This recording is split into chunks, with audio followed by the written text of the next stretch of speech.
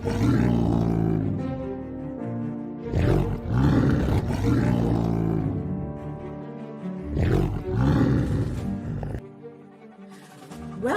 to Out of My Mouth, the program where raw thoughts meet unfiltered conversations. Join us as we dive into the depths of human experience, where we share stories, perspectives, and insights that just might challenge the status quo. Get ready to laugh, cry, and ponder the world around you like never before.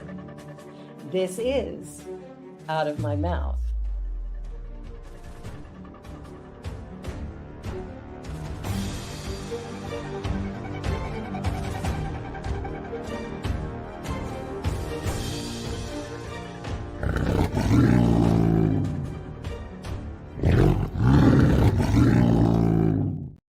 The views and opinions of our guest and hosts do not necessarily reflect those of New Thought Media Network, or any organization we may be affiliated with. Here at New Thought Media Network, we welcome freedom of speech and courageous conversations. There are many topics that can be difficult to navigate. Challenging the status quo and engaging in lively debate is important to expanding our understanding of one another, and life in general. Creating a peaceful world doesn't happen because no one disagrees, it happens from a willingness to understanding one another. In our programming, we strive to expand consciousness and assist people in creating remarkable lives. Your comments are welcome at info@ntmedia.org. Good afternoon and welcome to Out of My Mouth. Courageous conversations and conversations for a changing world. We're here to make a difference. I'm Barbara Jean. Hi, Marg. And I'm Cheryl. And we are so delighted you're here with us today. And Mark, would you give us our land acknowledgement, please? Thank you, Barbara. I'm happy to. Let's just take a moment and recognize where our feet are planted on this sacred land. In the spirit of reconciliation and peace, we are grateful for the opportunity to meet on these sacred lands. We thank the generations of people who have taken care of this land for thousands of years. We recognize our oneness. We realize our history. We choose to create a new reality. We are one. Miigwech. Miigwech. And it is my honor and my privilege to introduce our guest today, Thomas DeSchutter, Reverend Thomas DeSchutter. And I'm just going to call him Thomas for now. Thomas has 2 decades of experience in personal and corporate finance. He's the author of Bloom Your Money, Your Life, a Commonsense guide to building your personal wealth ecosystem. And he's an award-winning drummer as well. He's also a Master of Divinity from Unity Worldwide Ministries. And he's the Assistant Minister of Unity Vancouver Island. Thomas and his wife Leslie are the proud parents of twin teenage daughters. And as a family, they love traveling and experiencing new cultures, cuisine, and languages together. And so welcome, Thomas. Hello, hello. Thank you for having me.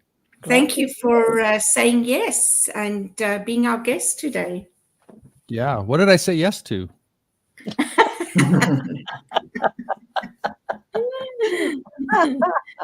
I'll let Barbara Jean answer that one.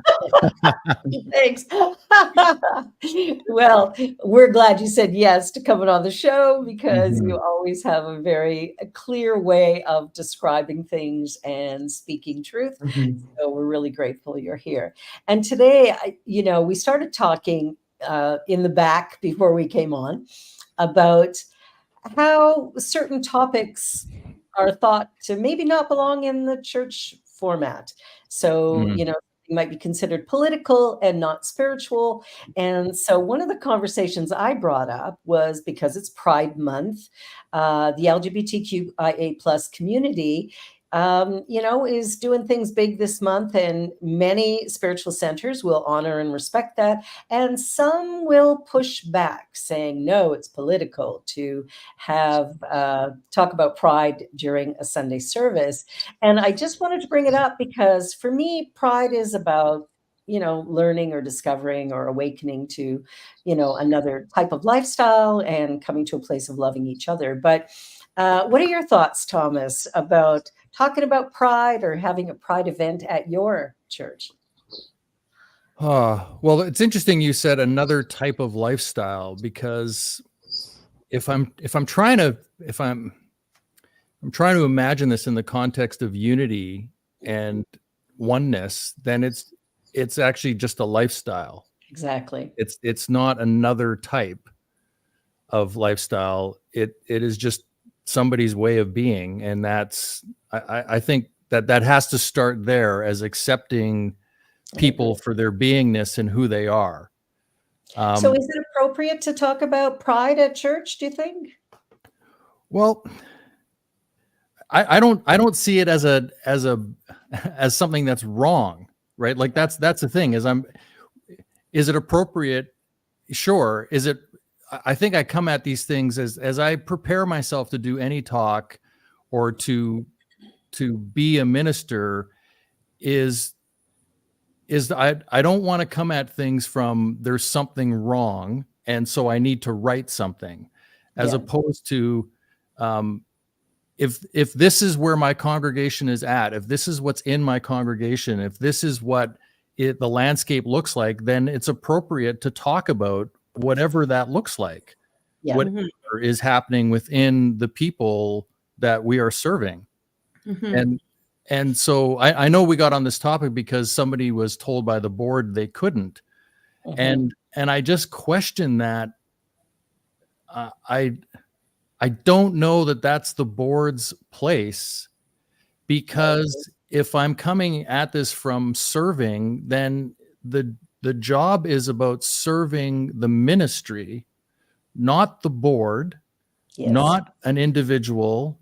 And and not even myself, although it's hard not to do that, because because a minister is human and they have their own thoughts and feelings and emotions that are obviously going to come up and come out of them in their experiences. They're trying to get a grip on what is spirituality, what is this teaching trying to show me, or what do I need to learn from this situation, whatever I'm in. So I don't actually know if I answered your question, but I don't think it's an easy yes or no, or this is right or wrong. I think it goes down to the dualities of everything, right? If it's in the congregation, it's asking to be served. Absolutely. Yes. So what about having a pride event? Well, again, I think that's up to the congregation. That's up to the people. The way we've kind of started to structure ourselves here is to move away from the board and the minister deciding what events should happen, and allowing the congregation to come forth with events that they are impassioned about, that they want to do, and then see if it fits the mandate of the ministry. Right. Like, let's start with, so for example, if I wanted to be way out, I used to play in a thrash metal band. I don't know if, a thrash metal band performance would be appropriate for my Unity Center, right? So I might say, hey, I want to play some death metal here at Unity. I'm planning an event. And the events committee might go, yeah, that doesn't really line up with what we're talking about here. And so it would be like, hey, you could go do that, but maybe go do that somewhere else. Right. Right. And what I'm hearing you talk about, Thomas, is what we call mission-centric today, right? Moving away from minister-centric, and looking at what does the congregation want, and what kind of events do they want, and also to bring in, how does that serve our mission? Yeah. Right. Yeah, and I think I actually think there's a both and, because as a minister, and I've sat I've sat in the classes with Gary around this minister centric versus community centric or spiritual center centric. It's both and, because a minister can only come from their frame of reference ever. Like, as much as I want to believe that I have the spirit of the people within me and I'm coming from there, it's still through my lens and still through my perceptions and whatever filters I have going on. And, you know, they certainly gave us a lot of conversation in seminary about clearing our filters and clearing ourselves and all that. But at the end of the day, it's still my filter. And so there is an element of trying to lead and also following the mission of the ministry, because, you know, any minister can be replaced, right? So having the idea of having a ministry that is about something is far greater a purpose and a long-term planning than to be centered on just what a minister wants to have. Because once that minister goes, what have you got? You're left with what? Yeah. And what the minister brings. Yeah, I totally agree with you. Going back to the pride comments, one of the things I think the board had referred to, and in this instance, was that it was political. And they didn't want it to be any part of their ministry or the ministry there because of the fact that it was political. And so some of the questions come up for me is, what is political about it? I don't know. And the other thing for me is, what is social justice? Is that political? Like, how do we balance these things? And I'm not sure there's an answer, just, you know, wondering what comments you or anybody, you know, my colleagues have for that. Yeah, well, I mean, I'll jump in because I'm always willing to roast my feet. Feet to the fire. Okay, go ahead. Well, I think, so when I think of what is political, anytime the government makes a stand about something as their agenda or their direction, whether it's depending on, you know, what, I mean, if you were to look at the US, there's really only two choices, right? And they both make their stands. In Canada, we have more, but they all kind of make their stand on what they think needs to be solved for this country. And then they start diverting money to it and taking taxpayers' dollars and putting it into something. And as soon as you do that, in my mind, it's become political, because they're determining what they believe is their agenda to do what they want to do with the funds. And so you can say, well, if you're in support of something that they're doing, you might say, well, that's not political. That's just common sense. Of course they should be doing that. But if you're not in support of that and you're paying your taxes, you're going to be of the mind that, who the heck do they think they are putting the money into? I didn't sign up for that. And so I think no matter what it does, as soon as they make a stand and take a position on something and start saying, this is the one way we're going to do it and this other way is the wrong way, it has now become a political football. So what about freedom of speech? Government has said freedom of speech is a right. Is that political, or is that reasonable, or is that well, I'm being devil's advocate here? Yeah, I know you are. So it is a right until it's not. And it really is not, as right. we well know here, because we've been kicked out of YouTube for making statements. Right. Which is why there's a preamble at the beginning of our show. Yeah. And so I would say that, you know, from what I read, and I'm probably the worst person to talk about politics because I really try not to care. Like, I really I'm like, that is such a deep hole because if I get involved in it, my emotions will get up and then I lose my, something we talked about off air too was harmony, right? I like to create harmony in my life. So I avoid the things that take me out of harmony and put me into disharmony. Oh, and we brought you here. Yes. We're so sorry. That's okay.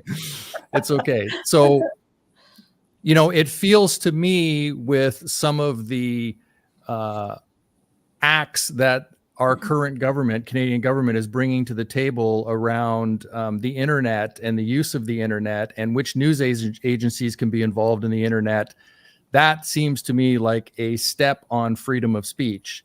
Now, I could be wrong, but that's my view, right? That to me is, you have now made this a political thing, and you're telling me that I have to follow a certain way of speaking or a certain way of hearing or listening, or what I can listen to or hear.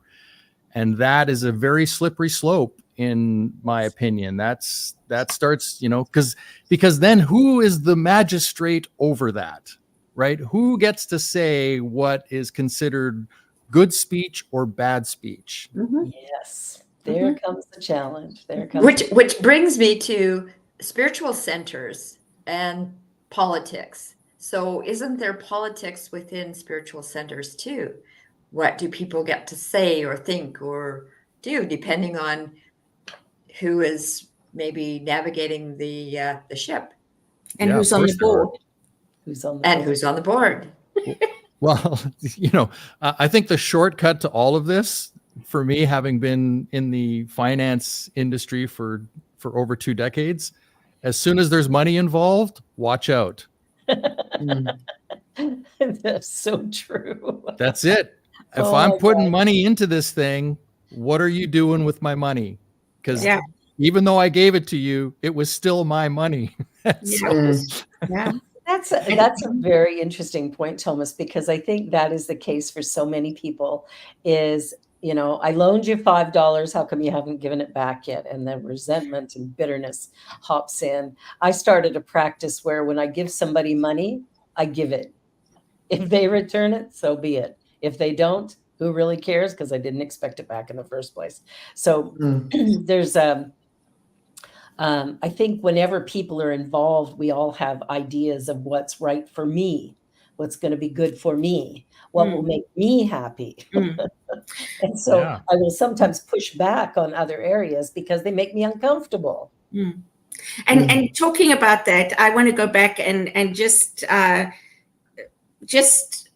almost challenge something. I know that a lot of people don't watch the news, or, you know, like Thomas, you're saying, don't get involved in politics because, you know, that causes disharmony in you.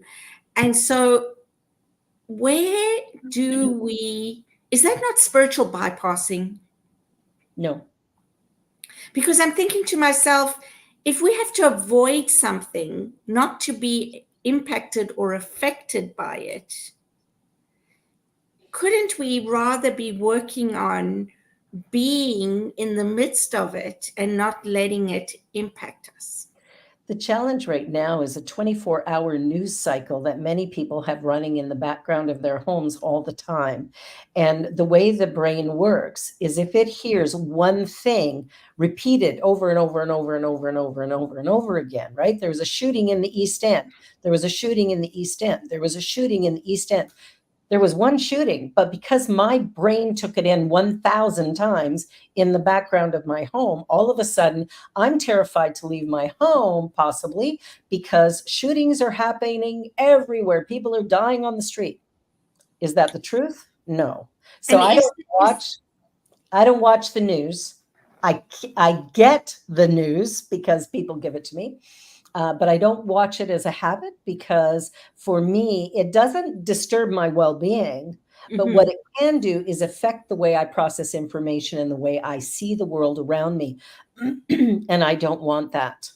I want to be able to say, yes, a bad thing happened, and here's my reaction to it, and move through those feelings. Yes. But also, I don't want it running my life. No. And so there's the error, right? Is having it playing in the background all the time, you know, or going to bed with the evening news. Yeah, exactly. Your brain works all night, right? Right. So it's not about whether we watch it or not. It's about whether we watch it 10 times a day, 100 times a day, or once a day. And how it affects us when we watch it. So when I heard the news about that cop chasing somebody down the 401 in the wrong direction and ended up killing a bunch of people. I was outraged.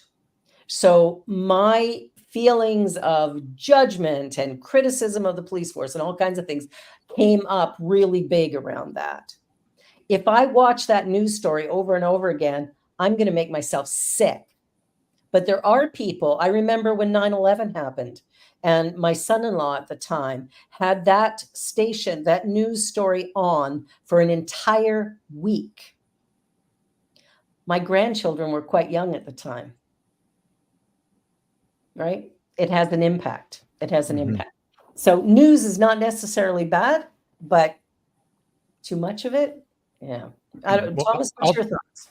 Well, I'll chime in since I sort of mentioned it. So, and maybe I live in the world of Pollyanna. Is that the right word? Where everything's rosy and yeah. Maybe that's it. And there will be those that will hear this and say I'm irresponsible and judge me for my position, and that's fine. They can do that. That's whatever they need to do is fine with me.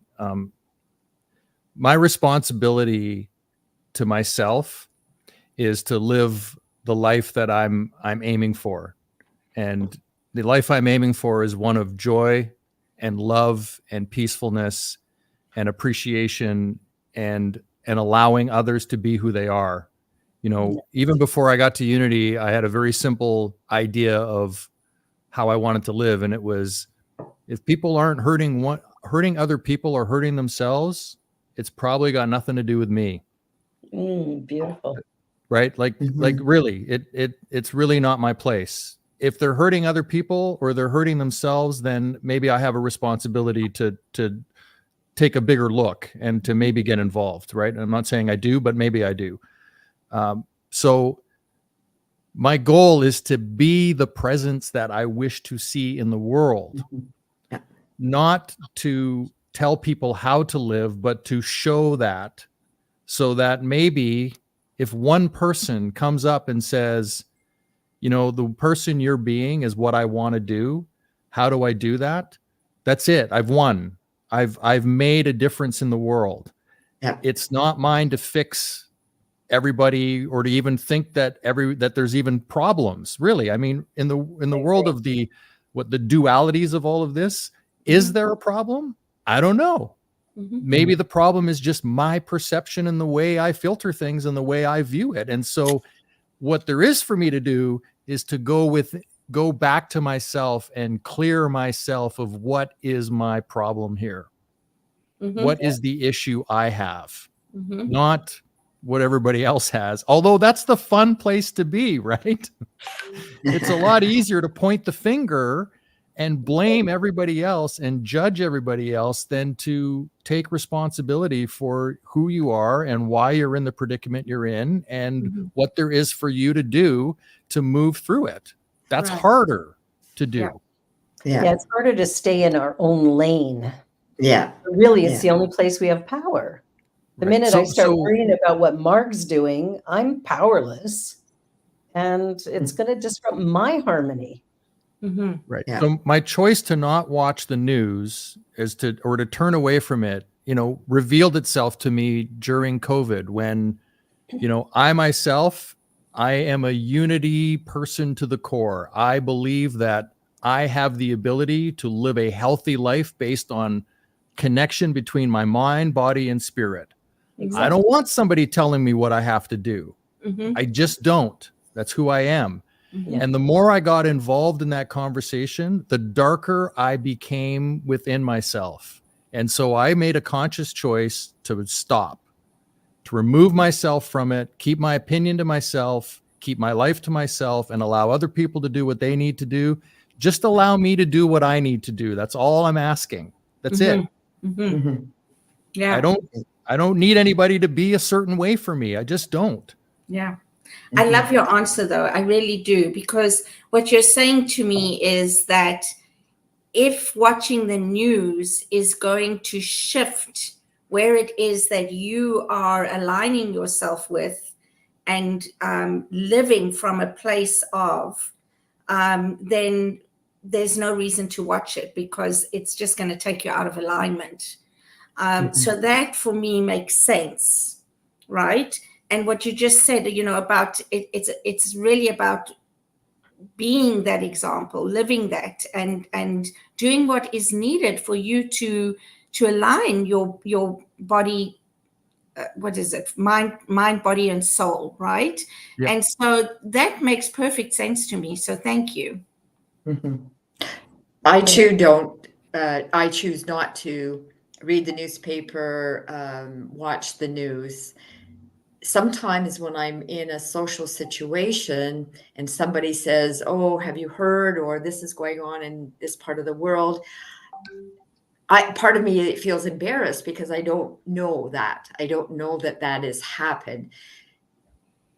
I still choose not to watch the news and read the newspaper. What I do choose to do, as an example, is walk down the street. And as a stranger is walking by, I smile, I say hello, I have some type of engagement with them, same as at the store or whatever. And I know in that moment, there's a good chance that I had a positive impact on somebody's life. It's not that I'm going out there and saying, "Oh, I wonder who I can affect today." It's just a natural thing for me to have these interactions with other people. And I truly believe that is a way of changing the world. I agree with you, Mark. That's beautiful. That's beautiful. Mhm. Yeah, and the news, you'd have to watch every single news network and read every single paper and then decipher for yourself where the facts lie. Yeah. I went to university to become a journalist. And at that time, 100 years ago, close, it was who, what, where, when, why, period. If you editorialized anything, you got a flat 0. Didn't matter how much good information you had in your story, you got zip. You flunked it.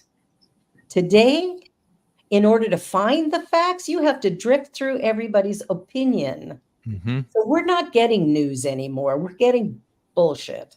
Mm. And We're getting frankly, agendas. we're getting agendas, absolutely. And you had mentioned earlier, Thomas, about the certain news channels being allowed to be online or whatever. Like there's a restriction as to who can be there. That in itself Censorship. takes away, exactly, it takes away our rights. That's censorship. Mhm. So we're, when I look at the news, I think, frankly, it's a waste of time. Mhm. Very little factual information presented in a really clear, concise way. And that's very true. Maybe I'm just foolish. But I don't- actually believe that the human spirit, which I believe is based in love and acceptance, Yes. will find its way through any conversation that is happening that is way offside, even though in the scope of it, there may be suffering that happens, there may be injustice that happens. I get it. But I have more faith in that evolution of the human spirit than I have in somebody else trying to tell me what I can or cannot have a conversation about. I have zero faith in that. That is now somebody who thinks they know what is the best for all people everywhere. Doesn't that just remind you of the book of Job? Yeah. Yeah, Job, he knew it all. He was protecting, he was praying for his kids because they were sinners. Like he decided they needed to be fixed. So he was praying for until he got smacked down. So yes, That's another newspaper I never read. it's my favorite book in the Bible because it just speaks about how we get in the wrong place. My duty, my responsibility is to live to my highest and best expression of life, love, possibility, right? And to honor life everywhere because I'm one with everything, right? Just we all are. There's a oneness. The ideas in the book of Job is I know better than everybody else, so let me, put my agenda. Let me pray for you because you probably made a mistake, so I'll just say a prayer and protect you. Like there's a whole bunch of garbage around that gets me a little riled. And when I look at some of the things going on in the news and whatnot, I don't want to be a part of it. When my husband watches it, I leave the room. I go to my office, I turn on some music and come up with a different thing, because I'm not interested in the biases that are being presented. And on that note, it is time for a commercial break. So you're watching Out of My Mouth, and our wonderful guest today is Reverend Thomas DeSchutter, and we're going to be back in just a couple of minutes. You're watching the New Thought Media Network. Don't go away. People of African Descent New Thought Group proudly presents Celebrating Our Soul, Consciously Creating Change at Unity Village, Thursday, August 1st through Sunday, August 4th. Some of our greatest keynote speakers, some of our finest musicians and vocalists, some of our amazing and experienced panelists, and some of our fabulous masterclass presenters will be there for you at Celebrating Our Soul, Consciously Creating Change at Unity Village this summer. Regular registration ends June 30th, so don't delay. Register today at padntg.com. Sponsorship opportunities are available at padntg.com. Volunteer opportunities are available at padntg.com. Go there now, padntg.com. See you there.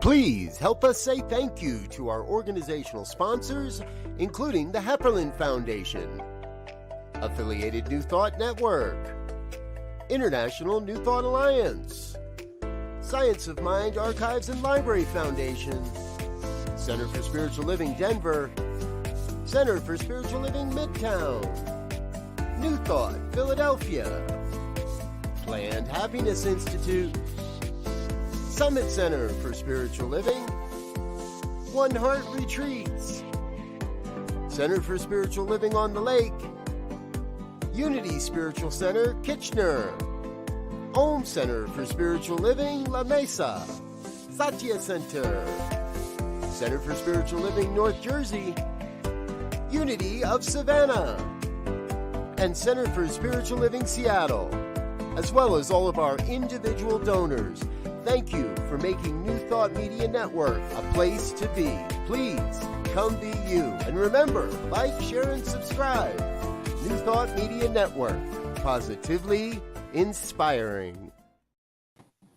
Welcome back to Out of My Mouth and our wonderful guest, Thomas DeSchutter, and our conversation that's just really taking legs here. It's going all over the place. So really excited about it. So we were just talking about the news cycle and those of us who don't watch it. And that's 3 of the 4 of us.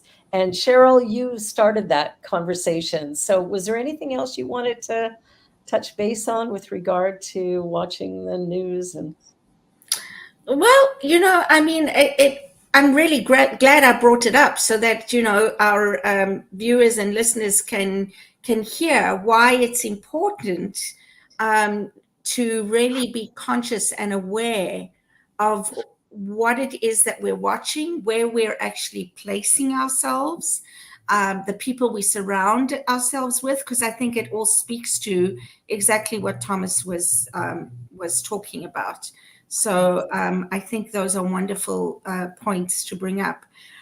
Some of the things that came out talking about, censorship and freedom of speech and things like that for me, and I know that, again, like Thomas said, some people are going to judge me for this and probably have some things to say, but I'm going to say it anyway, is that we think we live in a free democracy. Yeah. And I don't believe that anymore. I don't believe that the US does. I do believe that, yes, we have a lot more freedom. We have a lot more privileges than many, many countries. We have, we have really so much more than many countries. And we also live in the illusion that it's free and democratic. I believe that we live, and these are my beliefs, in a police state, in a state made up of all, when I say state, countries made up of rules and regulations that have gone from one extreme to the other, that has really taken away my sense of freedom anyway. Yeah, I just find it interesting. I know that, I think, Thomas, in your talk, you referred to this, and I know, Barbara, we've had this conversation too, about people who have so much less and are so much happier. Yeah. Right? And why is that? And so it's looking at value systems. It's looking they don't have to take care of so many things. That's why. That's exactly it, right? That's exactly it. I mean, this sounds too terrible, but my husband and I, it's not like we are paupers, but we really don't have much to lose as many other people who... But look at your living room behind you. It's an illusion, Thomas. It's all an illusion. But what I'm referring to is, like, when this crash happened in 2008, the financial downfall, all that, I actually looked at him and I said to him, and this again sounds terrible, but I said, aren't we lucky? Because we really are not impacted much by this. So, it's not like we are upset or, wanting to, and unfortunately it's not a joke, because I believe people did take their lives, and things like that. So again, it's how we look at things and where we put our value on something. But I also think it's also about really, and I don't know, maybe being ignorant and unaware, or in my opinion, of what I'm saying, because it seems to be my perception, my perspective.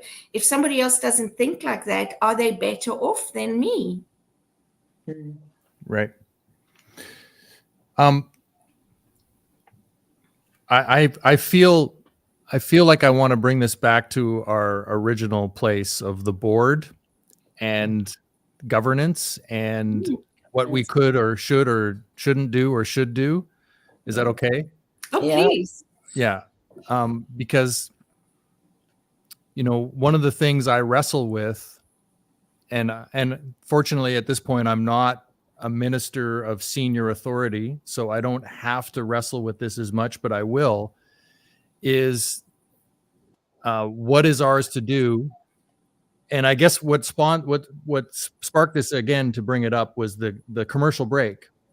So the first ad was of African descent. I don't remember what it was all titled. Commonsense coming up. Yeah. So is that political? Yeah. Right. Is land acknowledgement, is that political? And is Pride Month, is that political? And if I'm going to do one, do I have to do them all now? Like, where do I draw the line? Where's my celebration of Diwali? Well, that's happening. Where's so it begins to layer on top of each other, where one person might be going, well, you did that. So where is your support of this?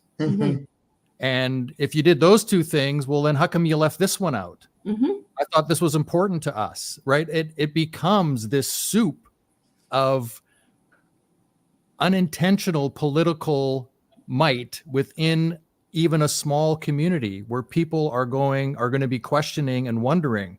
And so back to the board, do they have the right to tell somebody whether they want to acknowledge, or a minister especially, to acknowledge something on a Sunday morning? I don't know. I mean, to bless something, do you have the right to tell me not to bless something? I don't know if you have that right as a board. I think there might be something that, if I was blessing something that was degrading to other human beings, that you might want to question that, right? Yeah. Like, I know that not everything can be just like, oh, let's just allow free speech willy-nilly. If it's fake and you're starting to actually call for the degradation of another human or a group of humans, whatever that is, then that's offside. Like, that's just like, no, I'm not going to listen to that. I'm not going to listen to jokes about other people. I'm just not going to, right? I will stop somebody and just say, hey, I'm not interested. Thank you, but you can keep that to yourself. I don't need to hear it. So I think there's a balance of what the board, the board needs to create an environment in which the congregation can flourish financially and have all of the safeguards necessary to make sure that people are taken care of. That's policy and procedure. That's really what the board is here to do. If I bring this back to a governance issue within a ministry, are we financially sound?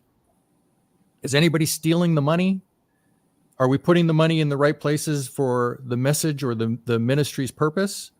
And then do we have the policies and procedures in place to make sure that there's no harm being done, right? And if there is, we have a way to manage it. That's really what governance and board authority is. As far as the Sunday, I mean, I always remember Reverend Patricia, who's our senior minister here, has always told me, like, Sunday is my bailiwick. That's it. Absolutely. That's my playground as a minister. And I think for the most part, yes. And there does need to be some questioning. Maybe somebody does need to question from time to time. Not really sure what you meant by that. Let's have a conversation about it and make sure we're all on the same page. That would be one approach. To just outright go, no, you can't discuss that. Well, I think that's offside. I think there's a conversation that can be had, and if somebody can make an argument for why it's important to the community to have this conversation, then that's what the community requires. Maybe I'm crazy. I don't know. I agree with you, and I think sort of basing things around the community that we have, depending on, if you've got a community that's all LGBTQ plus people, you're going to do pride events. You're going to really do some of that. If it's a mixed congregation, but I think when it comes down to is the board, the board can call you on something that's out of line, but I don't see, even in my bylaws and stuff like that, the board does not have power over the content of the spiritual services. And that to me, and what sparked this was, a board going to a minister going, you can't acknowledge the LGBTQ community. So I think, it's always a fine balance as to what we share and how we share it. But I think for me, the most important thing is I'm never going to tell my people what they have to do. That's none of my business. I'm going to share ideas and thoughts, but I would really like you to think for yourself and come up with what works for you. And if you like what I've said and it feels right for you, then take it. If it doesn't, leave it. Yeah. That to me is a really important thing as a minister. I mean, just because I said it doesn't mean you have to accept it. I can't help thinking about it being a microcosm of governments. I'm sorry. It is. Because I'm listening to this and I'm thinking, wow, wouldn't that be so cool if that were the case with governments, right? Stay in your lane. Yeah. Stay in your lane. Speaking of lanes, Speaking of lanes, taking it aside here, I'm thinking of pride, for instance, and I'm thinking of education and othering. And we sort of talked about that. You honed in on it, Thomas. Barbara said something absolutely, I know 100% she wasn't Mhm. othering. However, I caught what you caught, Thomas. I can't repeat it because I can't think of And I exactly said what it it was. deliberately. I said it deliberately Oh, because that's okay. kind of the energy that had come forward from the board. Yeah, so go Oh, ahead. no. This is early on Yeah, in no, this. I know what you're talking about, where Okay. I said, an other lifestyle. Right. Another Yeah. lifestyle. You got it. Yeah, I don't So, think that way, but that was the presentation of the board that right. sparked this.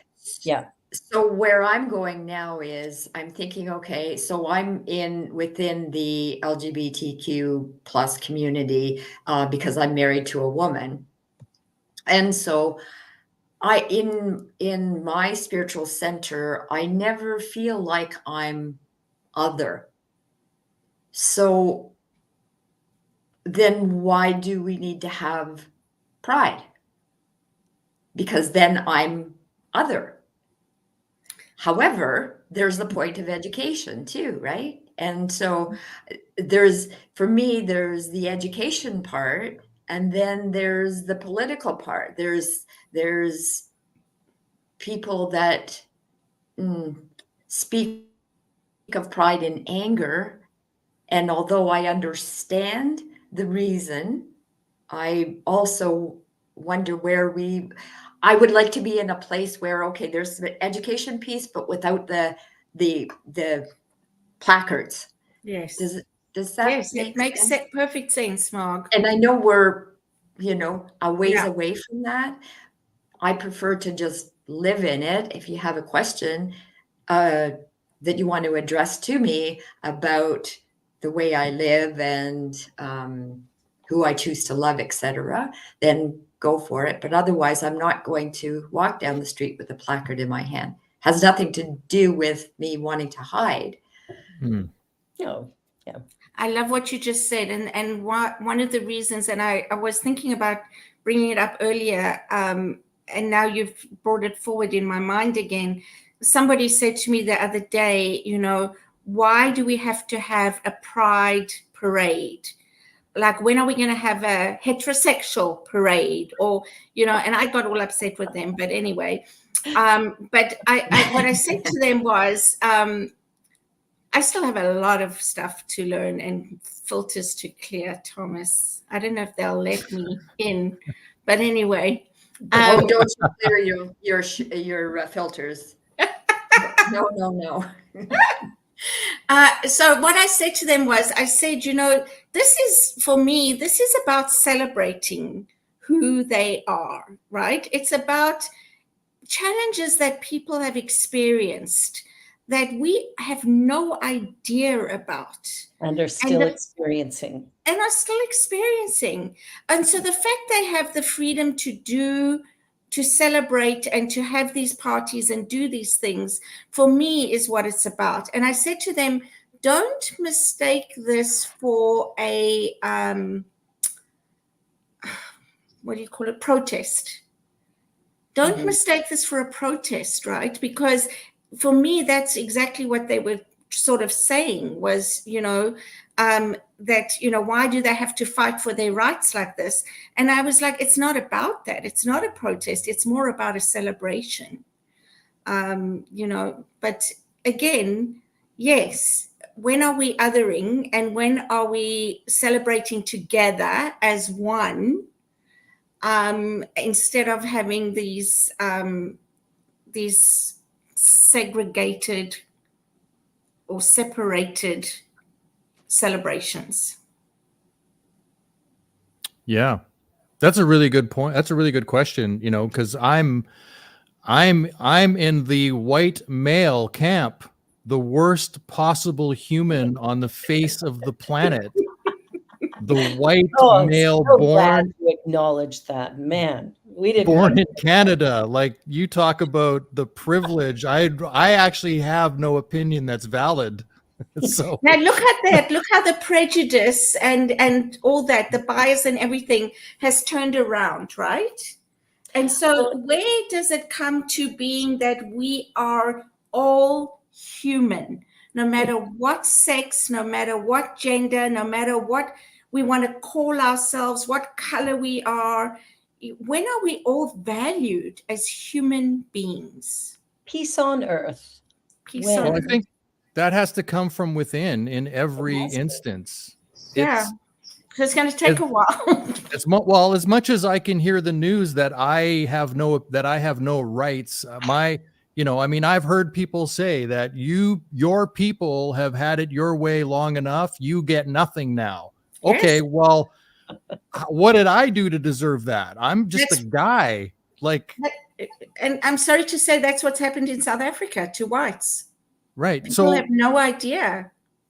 So the point for me in saying that is in my mind, so this is just me speaking for me, it's incumbent upon me to love myself and arm myself with all of the virtues that I require to live my life to its fullest, and not allow that external conversation penetrate my well-being. Beautiful. Because it's not how everybody feels. No, it's just how some people feel.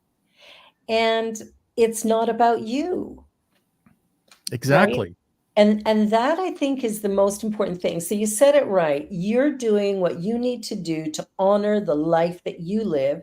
And I'm doing the same. And I know Cheryl and Marg are doing the same. And we live in a place right now where there are people fighting to maintain a status quo. And then we've got people who are trying to turn it over. And so it is causing a huge disruption. I recently had a situation where I was the other because I'm white, and sort of got a whole dump truck load of stuff dumped on me.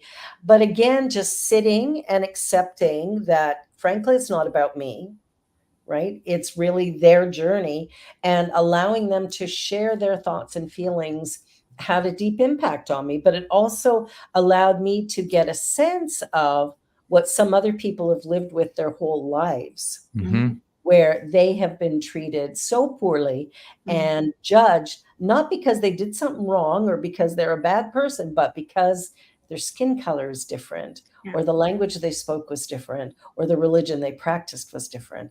And so I think all of us are being called to sort of surrender ourselves into that place of, what is mine to do? And can I stay in my lane? And just love myself enough to be loving in a world that frankly needs it desperately, right? The more love we can. I'll one up you. Love myself so much that I have to give it away. I have to give it away. Yes. I have so much of it. I actually need to just give it away because I can't carry it all. I played in a reggae band back in the early 80s. So I'm 19, 20 years old, maybe around this time. And sorry, mid 80s. So anyhow. So we were mixed, right? We had people from Jamaica that were authentic Jamaicans playing Jamaican reggae music. And we had guys like me, white guys in Canada, learning how to play reggae music. And I'm the drummer in the band, and our singer was from Jamaica, and he loved my playing and was like, "You play drums in my band." Great. I had somebody else in the band come up to me and tell me I had no right playing reggae music because I had not suffered. That was somebody's opinion of what I was allowed to play musically or not. I didn't pay any attention to it. I didn't give into it. I paid attention to it in that what was being said to me, but I didn't give in and quit the band. I continued to play in the band and honor reggae music. And I learned a lot. I learned, listening to Bob Marley and listening to the lyrics of Bob were like, wow, what a poet, a gift. This man is a gift to humanity. So I did experience that other side of it, very minor. I'm not trying to compare myself to this isn't a sad story at all. It's just I did see it, like I caught a glimpse of it and what that looks like. And and I'll share this story. I went to Kenya in 2019. I've been raised in this country with television in this country, and we're at the airport and it's late at night. It's like 11:30 p.m. and it's me with my mother-in-law, my wife, and my then 14-year-old daughters. So all of us white people there, and these young girls that I'm in charge of, right? And my wife and my mother-in-law. And we go to the parkade where my brother-in-law met us, and he had to go up 4 or 5 stories to get the car. So we're standing down below, and I'm standing there, and guess what? There's all these African men around me. And I find myself tense, like I need to protect my family right now. And this was great for me, because I'm in that state thinking I need to be worried. And all of a sudden, I don't know what overcame me. All of a sudden I had this thought come to me, and I always refer to myself as DeSchutter when I'm talking to myself. I use my last name. I'm like, DeSchutter, get your shit together. Let's go, buddy. I hope I can swear on the show, because I just did. Oh, hell yeah. All of a sudden I had this thought. I was like, dude, of course there are black men all around you. You're in frickin' Africa, you moron. Like I actually had to wake myself up. Yeah.